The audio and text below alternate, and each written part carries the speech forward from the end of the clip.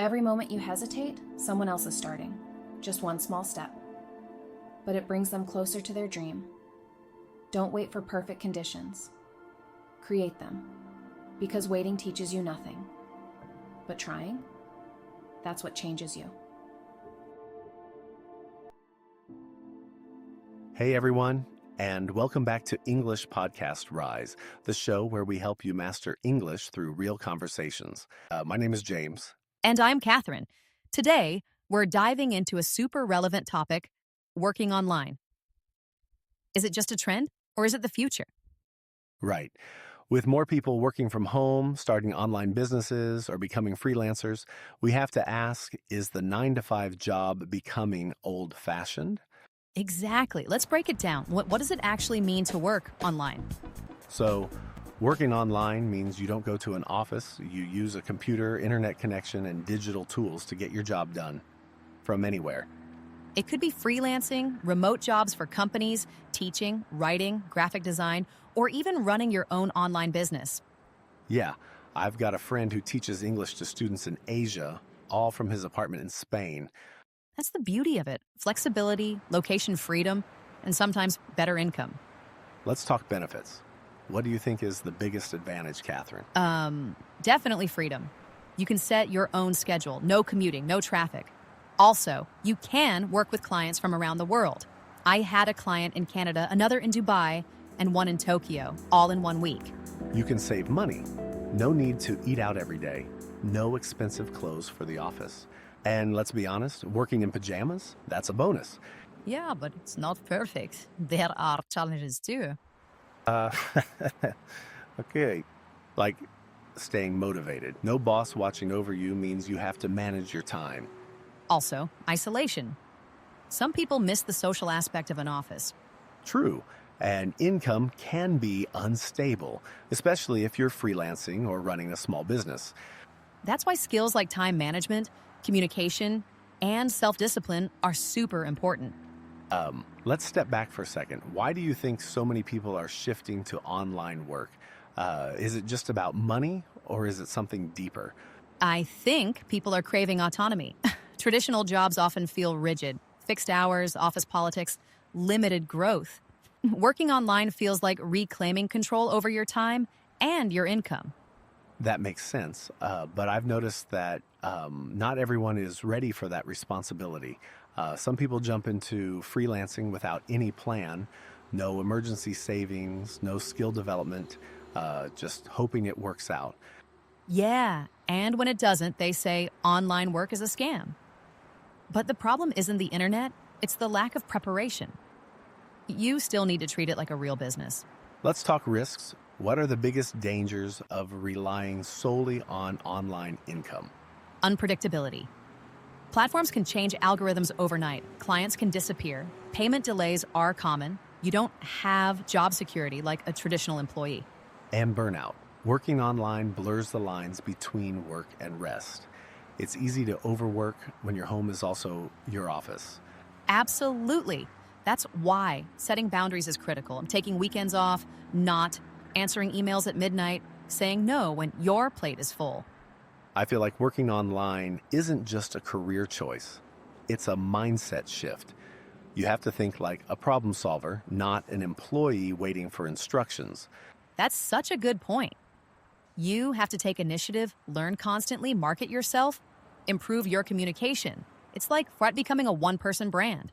Exactly. And if you're not evolving, you're falling behind because someone else is learning faster, adapting better. So, what's your take? Is online work the future? I think it's a big part of the future, but not the only one. Some industries still need in-person presence, healthcare, construction, hospitality. But for knowledge workers, online work is here to stay. I agree. The hybrid model will probably dominate, part remote, part office. Flexibility will be key. Companies that offer it will attract better talent. And individuals need to keep upgrading their skills, not just technical skills, but soft skills too. Negotiation, leadership, time management. So if someone listening wants to start working online today, what would you tell them? Start small. Choose one skill, get really good at it, and find your first client. Then build from there. Don't try to do everything at once. And stay realistic. It won't be easy or fast, but it's worth it if you're committed and consistent. Totally agree. And actually, like speaking of commitment, I've been thinking about starting something myself. Not just freelancing, but building a real online product, like a digital course or a platform. Okay, now we're talking. That's the next level. Do you have an idea in mind? Yeah, I was thinking about creating a course for non-native professionals who want to improve their business English. Not just grammar, but real communication. Email writing, negotiation, pitching ideas, stuff they can actually use. That's a great niche. It solves a real problem, and there's always demand for language skills, especially in the global market. Exactly.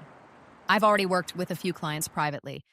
They kept asking for recorded lessons so they could review in their own time. That gave me the idea. Then you already have validation. That's gold. A lot of people make the mistake of building something first and hoping people will buy. But if you already know there's interest, that's a big advantage. True. But I keep asking myself, where do I even start? Should I build a website, write a full curriculum, record everything first? Honestly, start simple. Use what you already know. You don't need a fancy platform right away. You could even launch a beta version, maybe a small group course via Zoom. Get feedback, improve, then scale. That makes sense. I was thinking of using platforms like Teachable or Thinkific. They handle the tech, and I can focus on content. Good idea. And don't underestimate the power of email lists. If you build an audience first, even a small one, your course launch will be much smoother. Okay, let's talk pricing. So many online creators struggle with that. Should I charge per course or offer a monthly subscription? Depends on your content and audience. If your course is deep and structured, like a transformation from point A to point B, a one-time price works. But if you're planning to add content regularly, a subscription model makes sense. Right. And there's also the option of coaching sessions as an add-on, like one-on-one practice. Totally.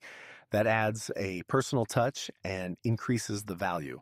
You can have tiers, self-paced course, group coaching, and VIP one-on-one sessions. You're really making this sound doable. I thought it would be way more complicated. It can get complicated, but only if you try to do everything at once. If you focus on building value first and solving one clear problem, the rest follows. So here's what I'll do. I'll outline the first module this week, then test it with a few people I trust. Maybe even offer it for free at first, just for feedback. You know, this is why I love these talks. We start with one topic, like online work, and end up exploring real practical steps. It's not just theory. Many people wait for motivation, but action is what brings motivation. You're right. Okay, James, let's both make a deal.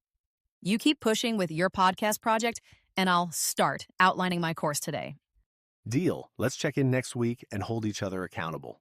It's a plan. And for everyone listening, don't just listen. Take one step, even a small one. It all adds up. One step today is worth more than 100 ideas tomorrow.